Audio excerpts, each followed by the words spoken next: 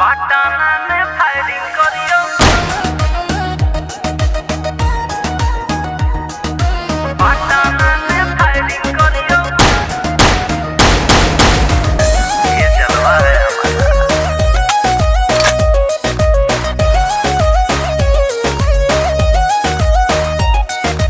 देख के दंग में हो गई तेरी रॉयलिटी रे, चार थाने की पुलिस करता तेरी ड्यूटी रे।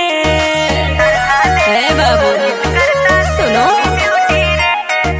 देख के मैं दंग हो गई तेरी रॉयलिटी रे, चार थाने की पुलिस करता तेरी ड्यूटी रे। अगे जाम सड़किया हो जाओ निकलियो जब हम थार में, पटना में फायरिंग करियो गूंजो पूरा बिहार में।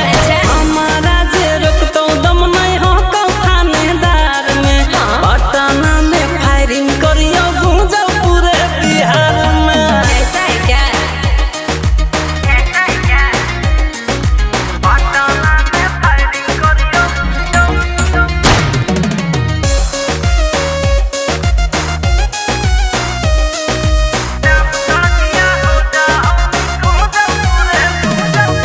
कौन बिजनेस करो ही जे रहो पुलिसिया साथ में, सीखो सर के नल चढ़ा के रखो ही तू हाथ में। बोलो ना जोग सरकारी हो नहीं हो बिजनस में, भरल रंगदारी हो तो हमरा नसे नहस में। सबका से आगे आबो नमवा मार धार में, पटना में फायरिंग करियो गूंजो पूरे बिहार में। जाम सड़किया हो जाओ निकलियो जब हम थार में, पटना में फायरिंग करियो गूंजो पूरा बिहार में।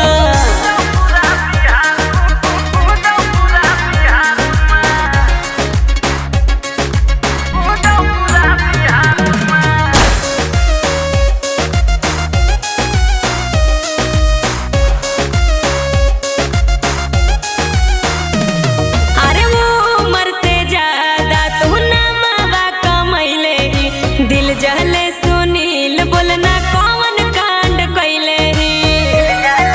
बोल बोले आगे बोली पर गोली चलो इशारा पर मर्डर गे, सारा रंगदार दिखे अमैयो पालर गे।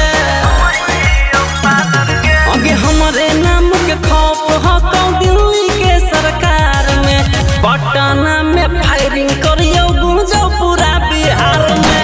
जाम सड़किया हो जाओ निकलियो जब हम थार में, पटना में फायरिंग करियो गूंजो पूरा बिहार में। ये जलवा है हमारा।